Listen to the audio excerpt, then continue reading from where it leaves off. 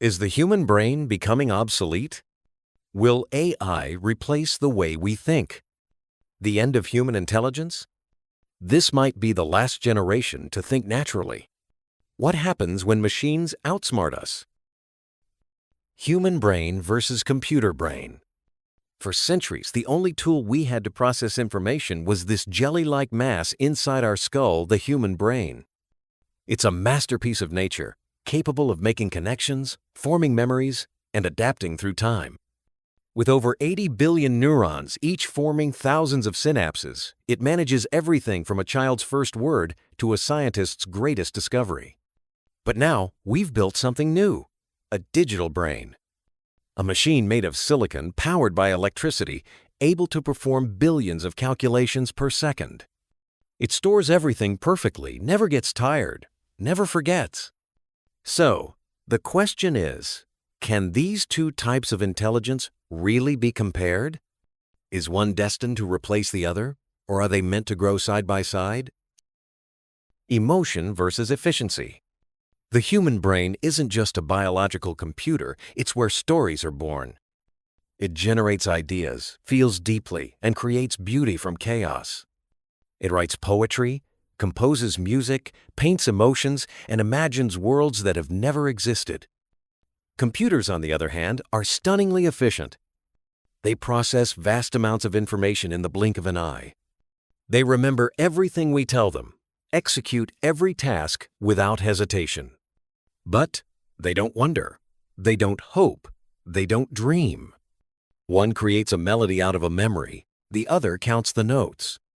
And that's a difference no algorithm can bridge. Learning experience versus data. Humans learn by living. Every moment, every mistake, every interaction teaches us something. We don't just absorb data, we attach meaning to it. From childhood, we fall, we fail, we try again. That's how we grow. Learning for us is layered, emotional, physical, intellectual, spiritual.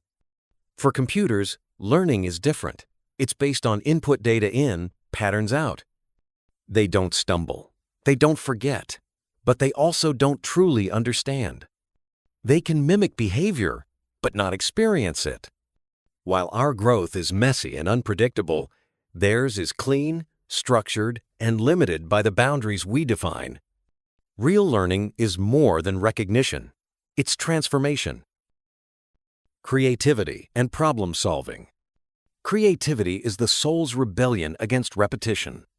When humans face a problem, we don't just look for a solution, we invent new ways to see it. We think sideways, upside down, inside out.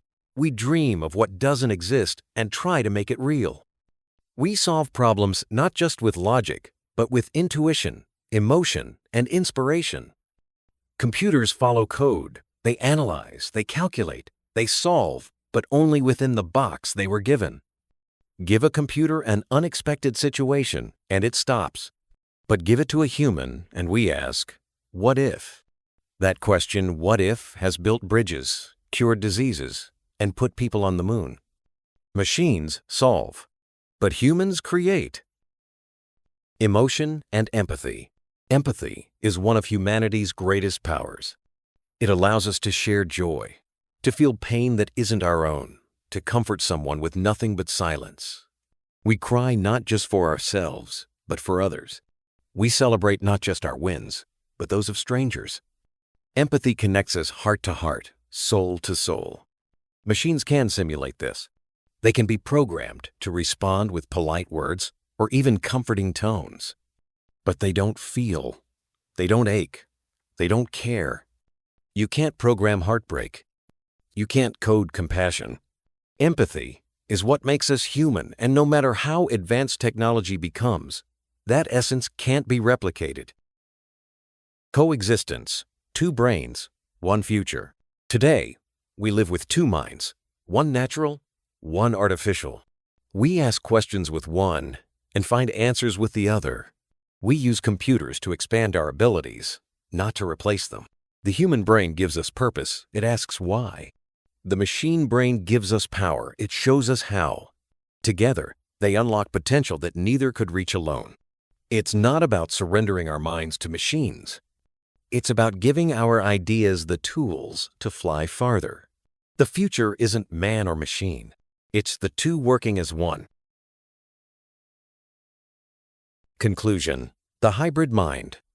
In the end, the real power lies in collaboration. The best outcomes don't come from choosing sides, they come from connection. When emotion and logic walk together, we make wiser decisions. When humanity and technology cooperate, we build better futures. The future belongs to those who embrace both the mind that dreams and the machine that delivers.